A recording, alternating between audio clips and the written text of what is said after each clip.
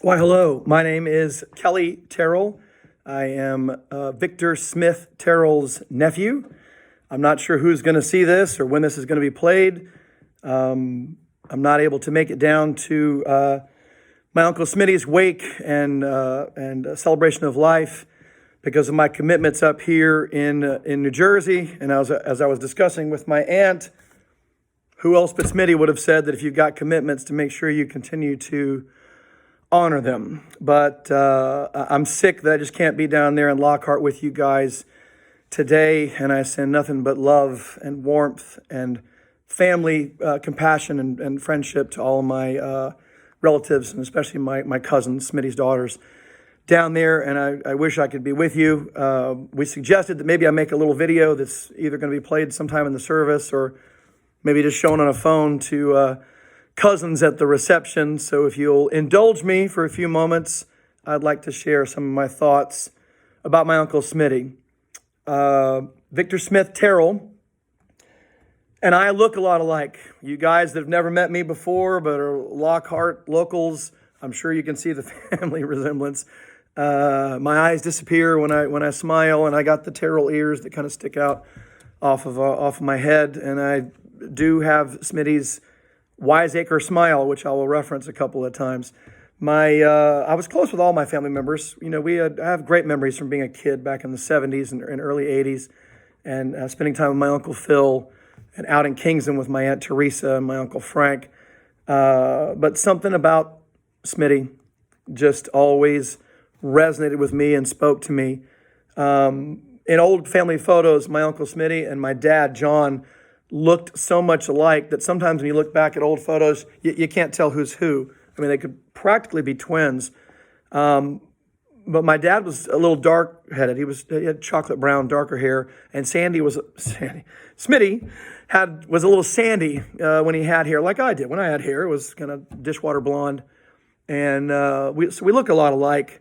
And I have no idea if that's going to show up on the video or not, but I was, personality-wise, I'm a lot more like my Uncle Smitty than I was like my dad. My dad was very, very soft-spoken, and Smitty, as most of you guys know, was gregarious and life of the party kind of person, and I've always been like that. So we always sort of had that bond of, as we say it in Texas, having the gift of gab. We got those Terrell ears and the wiseacre smile, as I've referenced a couple of times. Growing up, Smitty was a family legend. I loved all my uncles and my aunt. I was pretty close with Smitty. Our grandfather, Theodore Tuffy, was a World War II veteran and worked very, very hard as a salesperson and tragically died far too young in a car accident. Smitty had been a Vietnam vet in the Navy and followed those footsteps along with Tuffy, with Teddy Terrell. And we had this family legend that he got his Purple Heart and was wounded while he was surfing, on Liberty in the Philippines or in Hawaii or somewhere. So that kind of stuck with us all. I have fond memories, sometimes even going out and helping him, of Smitty tinkering with old Harleys. Seemed like there was always a Harley and a half, sitting around in the carport that was being tinkered on and worked on. And I think of Smitty a lot that way. That reminds me a lot of him. At times in Smitty's life, he was a park ranger, which I always aspired to be. At the time, he was a park ranger at McKinney Falls, one of my favorite state parks, which I guess these days is McKinney Roughs, because I guess the falls have been smoothed over the years. And he was a postal worker, a letter carrier in Lockhart and such. And he had just all these fascinating things. In many ways, Smitty was a Renaissance man. Growing up, he was that guy that built his own house out in the woods in Dripping Springs when the girls were little. And I would often spend time out in the summers. I'd go spend like 2 weeks with Smitty and his family, helping to kind of babysit my cousins when I was out there. And Smitty would put me to work. When I was out in his property, especially in Dripping Springs before they moved into the Lockhart actual area, Smitty took in strays, which is no surprise to anybody. And Smitty was had a kind heart and was warm to everybody. But, for a time there'd be various dogs and various barrels out in his yard, and they all felt his love, and they all had a home. Yeah, and I remember that distinctly. Smitty had guard geese. The dogs would wolf a little bit, but he had these, flock of these 5-foot tall, giant Canadian geese that would honk if any cars came by. So you always knew when somebody was coming out at Smitty's house. Smitty taught me to drive. I was probably 13, 14, staying out of this place one time. And he had an old beat up tractor with no power steering. You had to muscle the thing, and it had gears. It would shift. You could shift on that tractor. And that's how I learned to drive, getting told to go, mow the back 40 on the tractor. That's how I learned how to operate a clutch and how to stick shift on his old tractor. Smitty got a kick out of getting surprises out of people. You guys know what a sense of humor he had. I distinctly remember him having a really big kick out of showing me one of the album covers of one of his favorite bands. One of his favorite bands over the years was a band called Little Feat. And one of their albums famously got banned in the United States because the cover was the naked torso of a 13-year-old girl. And Smitty got a big kick out of, I was literally probably 13. Sorry, Pastor, if you're hearing this. But I said, hey, Kelly, come listen to this album. And he showed me this album of a 13-year-old naked girl. And, of course, I was kind of like, yeah, thanks, Uncle Smitty. You have any more albums like that? So I'll never forget that. There was a lot of stories of being out there in his property. Smitty taught me a lot. My dad went camping. We went camping a lot. But when I spent time with Smitty out there, he taught me a lot about how to track things and how to live off the land and live in the woods. Smitty went to my high school. That family grew up in Southwest Houston. I went to Bel Air High School. My Uncle Phil and my dad and Uncle Smitty went to Bel Air High School in the late 50s and early 60s. When I got to the high school in 1981, there was still evidence of the Terrell boys being around. As a matter of fact, I found a copy of the old brand that my dad and Uncle Smitty crafted and welded together in the metal shop, which was a rocking T, which was meant to be a cattle brand, but they used it to mark fence posts and things like that. That's on the fence post at our property in Kingsland. And I know Smitty had it in the place in Dripping Springs. I'm not sure if he's got it on a plank or something in Lockhart or not.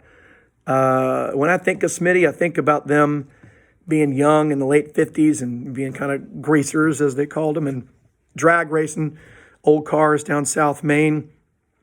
And then as he got a little older and into the 60s, I can't help but think of Smitty when I think of those really great old Creedence Clearwater Revival songs in the 60s. In 1989, I'd finished a tour with the Marines and got into the Marine Reserves, and I'd done a year at University of Houston, and I'd broken up with a girlfriend, and the school wasn't going the way I wanted it to, and I needed a little bit of change.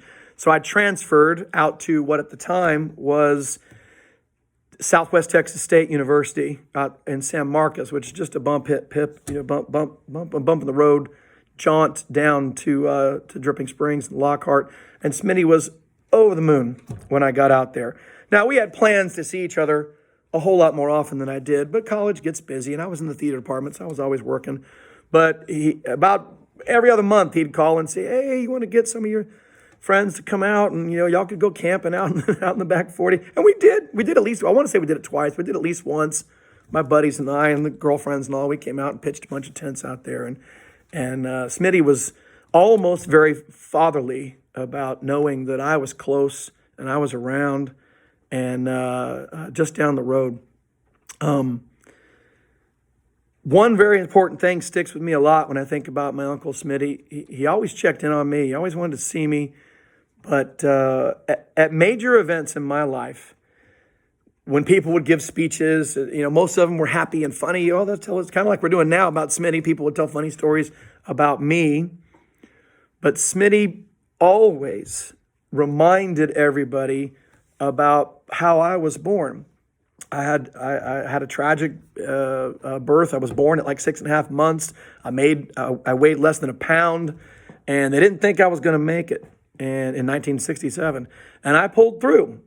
And a lot of people think it had to do with my willpower and I don't know, my sense of humor. Even at 1 day old, I had to stay in an incubator for almost 3 months, and nobody could touch me back then. And Smitty would tell that story. I very distinctly remember him telling that story at my confirmation at Bel Air Presbyterian Church. You know, everyone was sharing all these stories and stuff, and Smitty, stood up, took his cowboy hat off, and said, "I just want to let y'all know that, Kelly is a fighter, and Kelly's here because, he made it through that first day." And he told that story again at my college graduation party from Texas State. He told that story again when I was at my reception, my wedding reception, which we had down in Texas. I don't know. That helped me know how special my Uncle Smitty thought I was. And by doing that, by making me seem special, what that really did was highlight how special he was. And I'll never forget that. I want to wish my Aunt Lori and all my lovely cousins. There's a running joke in the family about Smitty having nothing but girls all those years. And in a lot of ways, my older cousin Wesley, who's no longer with us, myself, my brother Todd, and my cousin Rusty, we were like his sons. And he treated us like that. He checked in on us. He followed up with us. He punched us in the arm and gave us advice. But I send much love to my aunt and to my cousins from afar. I wish I was with you today. I'm going to leave you guys with a reading of one of my grandfather's poems. Theodore Franklin Terrell, who went by Tuffy, was a World War II vet in the Navy, and as I said before, was an accomplished salesman, and he was a published poet. And tragically, we lost him in a car wreck with a drunk driver hitting him in 1971. Smitty read this poem that I'm about to share with you guys at Tuffy's funeral. So my cousins and I thought it might be a nice full circle thing to share this with you guys. I won't do it the same kind of justice that Smitty did, but I'll try my best. So this is In Port by Theodore Franklin Terrell. I shall not fret for what the years have done to me, nor hide the gray that tints my hair. The battered ship that once withstood the angry sea finds rest in port and proudness there. My uncle, Victor Smith Terrell, my brother in arms, I wish you fair winds and following seas, sailor. Semper Fidelis. I love you, Uncle Smitty.